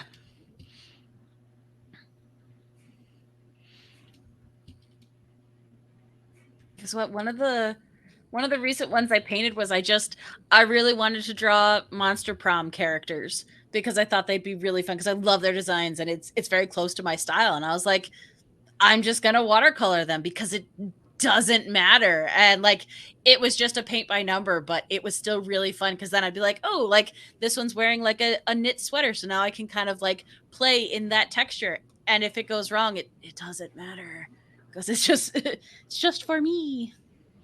It's quite liberating. It is. Yeah, I was having a similar conversation with my buddy who was visiting because he's got a beautiful gouache set, but is in much of the same, like, if he can't get it perfect, he's very frustrated with it. And I was like, oh no, I feel you 1000%. And that's exactly where I was, especially with watercolor. So.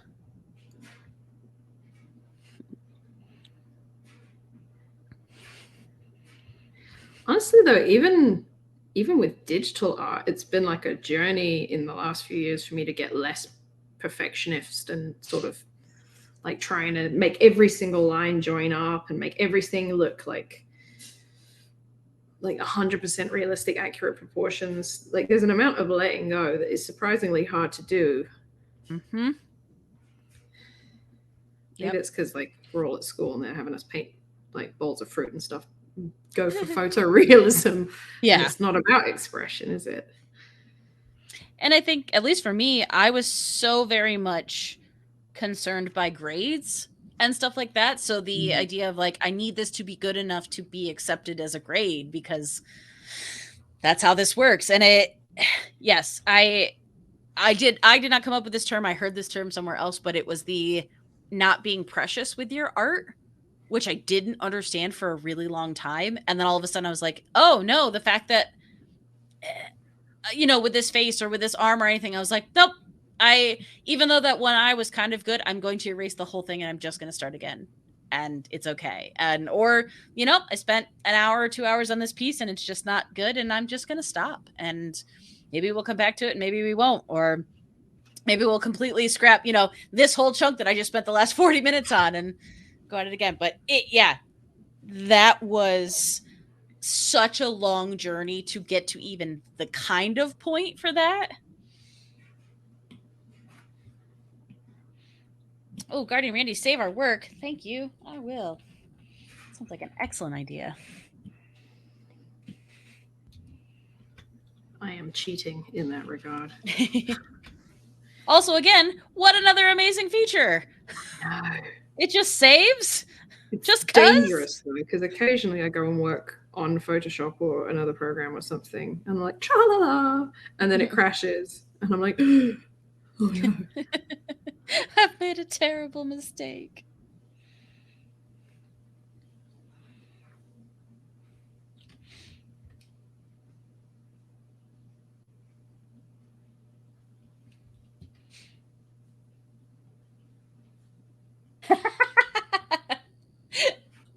Guardian Randy says Mayor Squish is the all-time winner of saving. She absolutely is. Yep. Her and Hebe just constantly just kicking our butts with saving. Save.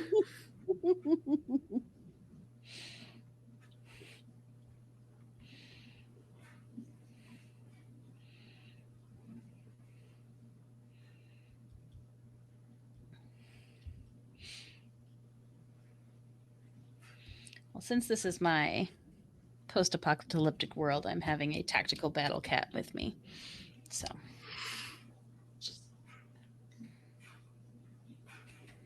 A little vest and everything. Tactical cat. A friend of mine had a old rescue cat who had sores on his back that he would not stop licking. Aww. So he was permanently, like, they had it for a while. He was just permanently in a cone, and that was just sad. Yeah. And so they would try different outfits and things that they would put on him so that he physically couldn't get to it. And one of them was this sort of black and gray camo sort of onesie, and he's a black and white cat. Oh my god. And so like he would just run around in this thing, and we'd be like, tactical cat, tactical cat. Oh, I love it so much.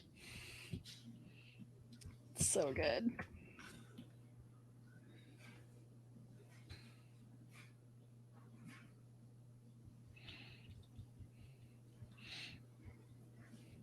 Yeah, I'm realizing with like the Fallout games, like no, probably having a dog is more practical, but this is my post-apocalyptic. I want a cat.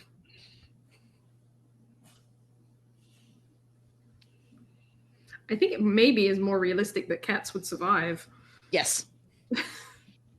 Cats being as they are. Yeah.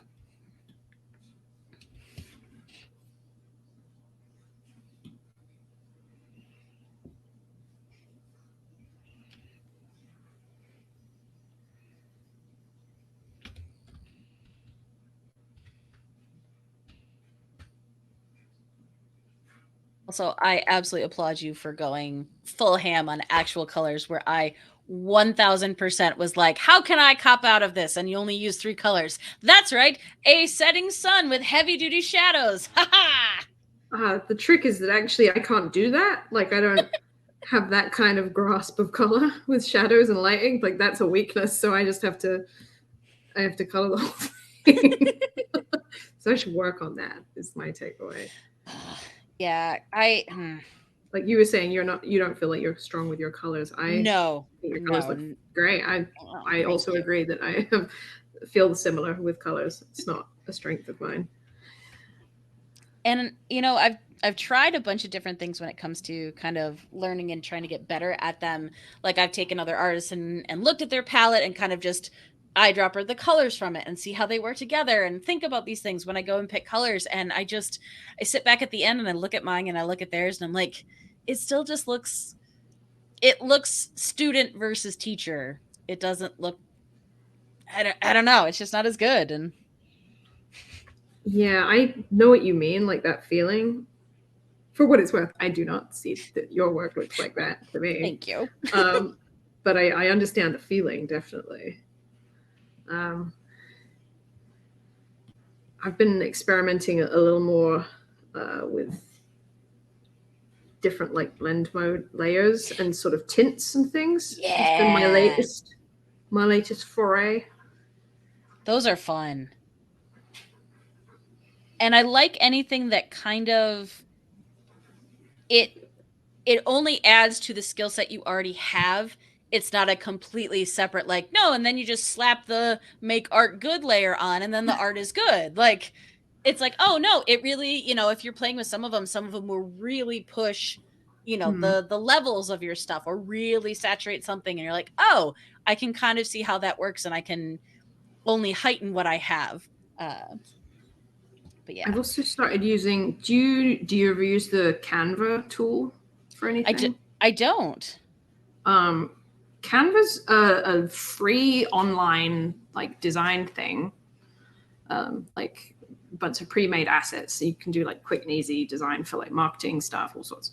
But they've got a color palette generator tool and a color wheel stuff where you can just sort of pick a color and it'll show you the complementary colors. And I've spent just loads of time in there checking colors and like looking at what it connects to and just like, I don't know, just like trying to mentally absorb what those colors are. So I can recommend that. I'll drop you a link to it. It's yes, please. Because it's just an interesting link, like interesting tool. Yeah. Well, and it's, again, as it's always funny to me because as a teacher, I have students who will talk to me about, they're like, oh, why are you so good at this thing? And I was like, well, it's because I practice. So like my brain knows that to get better at these things, it just means doing it in practice. But there's something about like these newer skill sets. I'm like, but these are hard. I was literally talking to a friend the other day about this. Like, is it bullshit that practice is the answer? Every time. Is it? You keep opening like the new envelope. And you're like, maybe this time. You're like, nope, it's still practice. It's still practice. Bollocks. Shit. It's bullshit. I'm not a fan.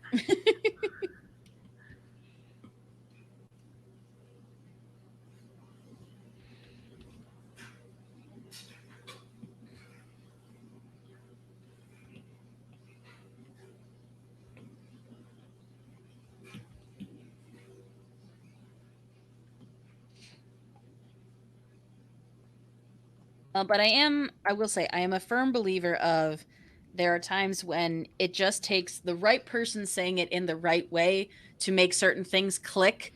And that sometimes up until that point, it just doesn't. And that's okay. Like, it's frustrating, but it's okay that this thing where I'm like, oh, I should have just put together that I could do it like this and it'd be so much easier. But I was like, but I didn't. And, I learned a whole bunch of other skill sets working around that. It's a good way to look at it. I have to try, because sometimes I am very guilty of, I follow so many artists on all of the socials and looking at these literal children who are in their early 20s and just having these moments where I'm just like, I wish I could have gotten my act together in my early 20s. Yeah. So I have to try and keep finding positive things where I was like, nope, it's okay. You can't go back, but also, there's a lot of stuff that you learned, and boy, you have an eclectic skill set now. Yeah, like there's like a load of artists and things I follow, and I'm like following their work, and I'll be following their work for like 2 or 3 years, and I'm like, wow, this is going great. And then they'll post like finally getting a great big, like getting a break or something, like I've got opportunities lined up. It's really exciting. Anyway, I'm going to be posting less because I'm just starting college this year, and I'm like, It's fine. It's terrible.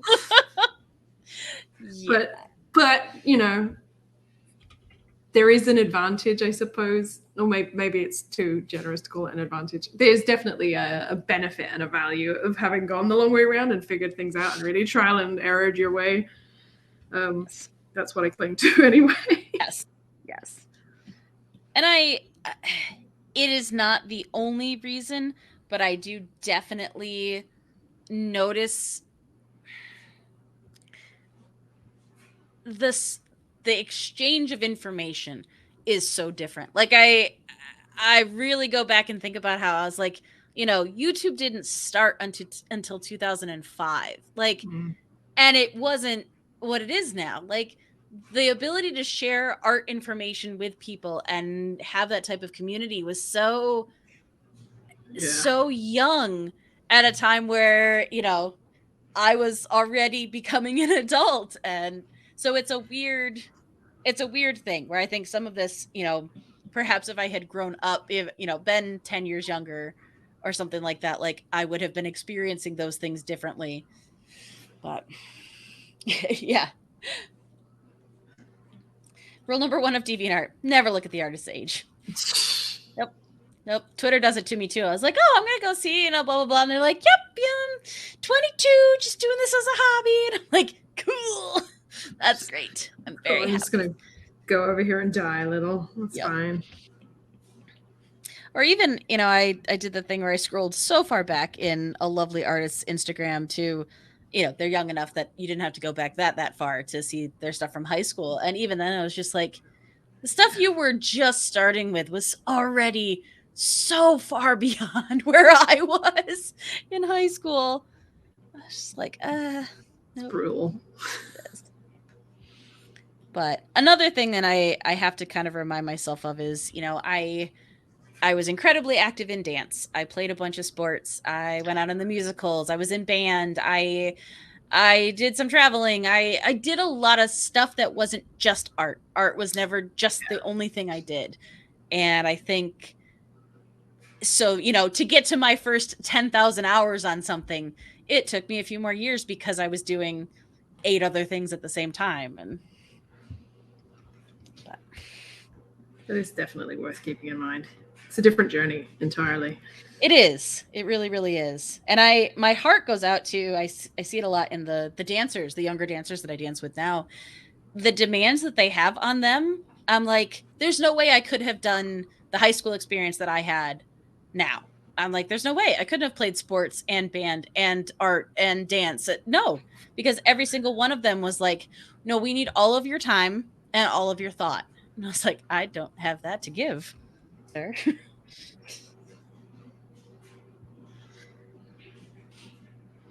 And not just that, school seems to be harder now than it was. Like, kids have to know more. Like, my niece and nephew are studying shit that I wasn't studying until I was in my teens, and they were doing it since they were 10 or something. And I just got to take your exams earlier and know your projected trajectory for the rest of your life. For younger and younger, it's wild. When's there any time to learn a hobby? Honestly, yeah. Mayor Squish, tell us, what is it like being young and having a hobby? I'm officially no longer young, but it's fun. No, I experienced the same thing at work because I have colleagues that were born in 2003. Oh my god.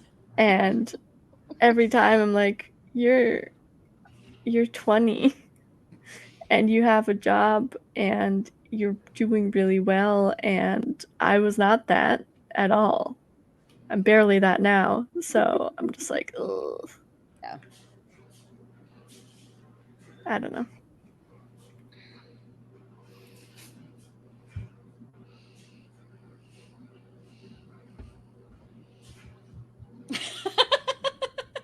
Cardi Randy says, me at 17, look, I used a plate to draw a perfect circle behind this character. I'm a genius.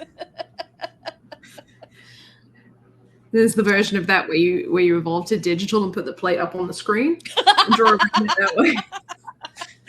Yep, or set it on my Wacom tablet and then trace about. Oh yeah. Also, thank you, Vineyard Warrior, for your very kind compliments. I must focus on the fact that I like passing on the things I've learned to my students, because it's also important to me. Like, I wish I could remember who said it to me, because I would love to go back and talk to them about it. But I remember someone saying, I'm very much paraphrasing and summarizing, but it was well, you can't give them all of your tips and tricks because then they'll be better than you. And I was like, in my brain, I'm like, honestly, they're already better than me. And what's cool about art is it's not a competition. Like, I want them to succeed. And if they succeed, it doesn't mean that I don't succeed. We are going to succeed in very different ways. And if this helps them, I am happy to have, like, okay, I might not give them, like, here's my drawing that you can then make better and make tons of money off of, but I will teach you how I made this. And if it helps you, then that's great. Like, I don't know. I don't see the downside of that. 'Cause it should be a thing. Like, I love this thing, you love this thing, we can love this thing together. And how could there be a downside of more art? Yeah. It was always so baffling to me, where I was like, but also in my brain, I'm like, I don't know any great super secret. Like, there's no like one thing where I was like, no, it's the secret. Don't tell the art secret, because then they'll all know. And I'm like, but yeah, I was like, I just can't imagine. I was like, if I had a kid who's excited to learn this thing, I will teach them everything I have learned and be like, hey, here's a really big mistake that I made. Don't do this thing. And maybe you will make another big mistake completely on your own, but you avoided the thing that I did. So yeah. I don't know. And hey, if you are really that good, then maybe one day you'll get super rich and you'll be able to hire me. And then we all win.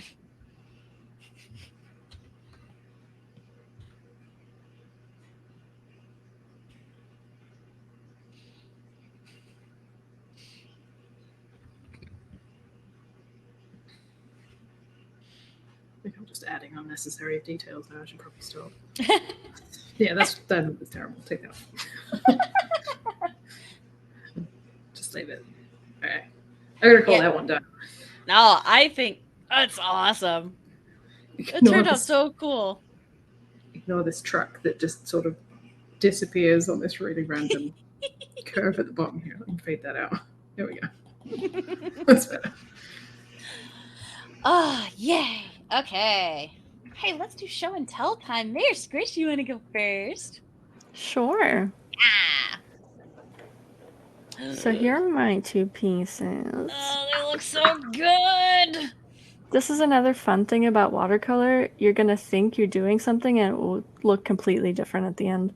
So that's nice. No, but I'm happy with it. I'm not really sure what the one on the right is now. You know, like when something explodes in the air and like the bits of it sort of filter down. Yep. Yeah, that's kind of what I thought, but then I was like, there's nothing there to explode though. It's just the sky. Well, so what I was But thinking is it's fine. it gives me the feeling of like the huge like oil fields in California where there's just all of these, you know, things mining in. Like if you had one that had gone up enough and like exploded and like was pushing fire up that way, like that would yeah. No, it is telling so many stories just in that I love it. I'm just gonna pretend that was on purpose. So yeah. That's a huge part of art. Be like, that's exactly what I meant to do. Sure, what you said. I'm just so glad that you all understood and could join me on this journey. No, it's great.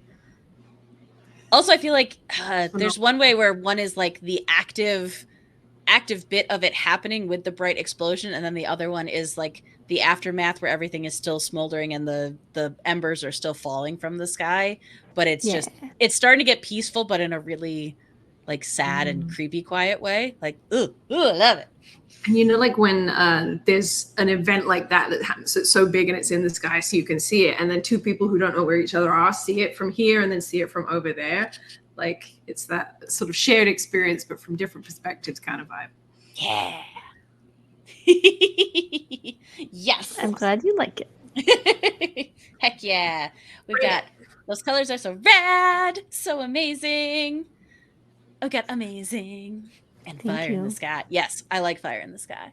Excellent. Well, hey, if people want to see more of your lovely watercolor art, where can they find you? You can find me on Twitter. Nope, not on Twitch anymore. Not currently. On Twitter and Instagram. I think that's the only 2 places I'm at right now. At Mayor Squish. Yay! And Etsy TBD. It's true. You should favorite the shop so that when she comes off of vacation mode, you know, because maybe this piece will be available.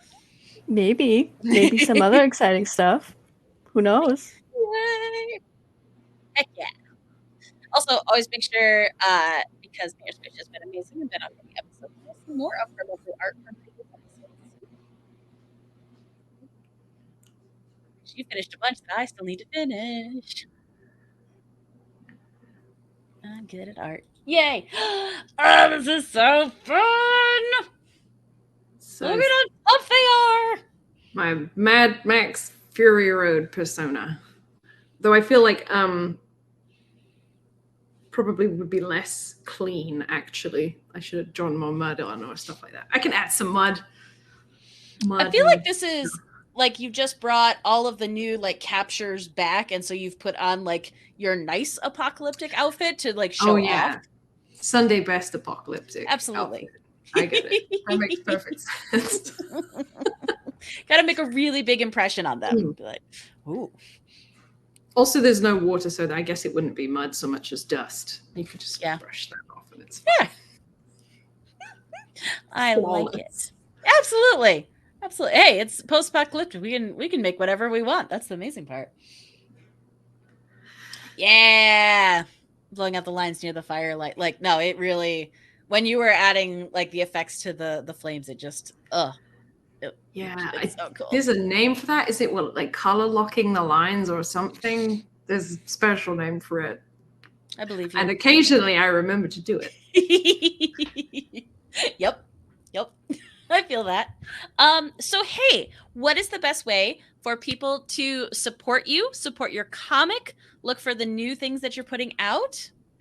I am still for my sins on Twitter. And also I'm on Instagram at idstar. And also you can check out my comic of Destiny and Dragoons at dragoons.com. There is like update weekly on Fridays, new page every week. Just finished chapter 2, so we're starting chapter 3 this week with the chapter 3 cover art.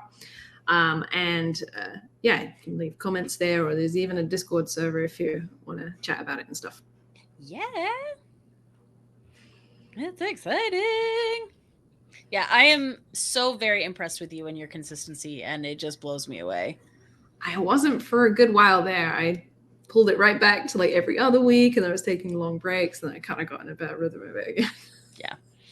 It's tough. It's tiring. It's really tiring. It is. All of this.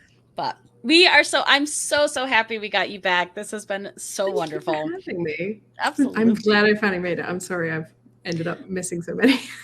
Honestly, I am so happy that any of our followers, viewers stay with us, because I'm like, hey, just kidding. This thing I had scheduled, that's changing. It's different people. Surprise, now I'm not even going to advertise it because I don't know, and it's a surprise. But I'm treating us like we are a cool, hip indie band where you just have to be in the know when we're going to perform and you catch us live. Like, that's how we're doing this now, because I cannot get my act together more than that. It's hard. It is hard. It's really hard. It's really hard. Okay, so this is my somewhat persona. She's way cooler than I am, but okay, girlfriend. It's your persona and your persona. Yes. Yeah, this was fun just for me. Yeah, because I want to draw a character, and then hide all of these. You're done the same thing. Yep. Boop. There was my first silly one, my warm up, where I don't make it. I don't make it to the end of the world.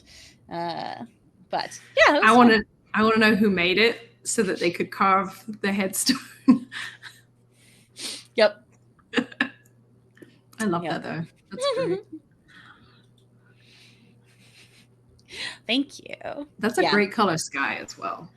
Yeah, there's something very ominous about, and I was absolutely, like I said, ripping from the colors that Nicole had picked, where I was like, ooh, that's fun. Yeah, it feels unsettling when it's not blue or normal sky color. So I like it. Yeah.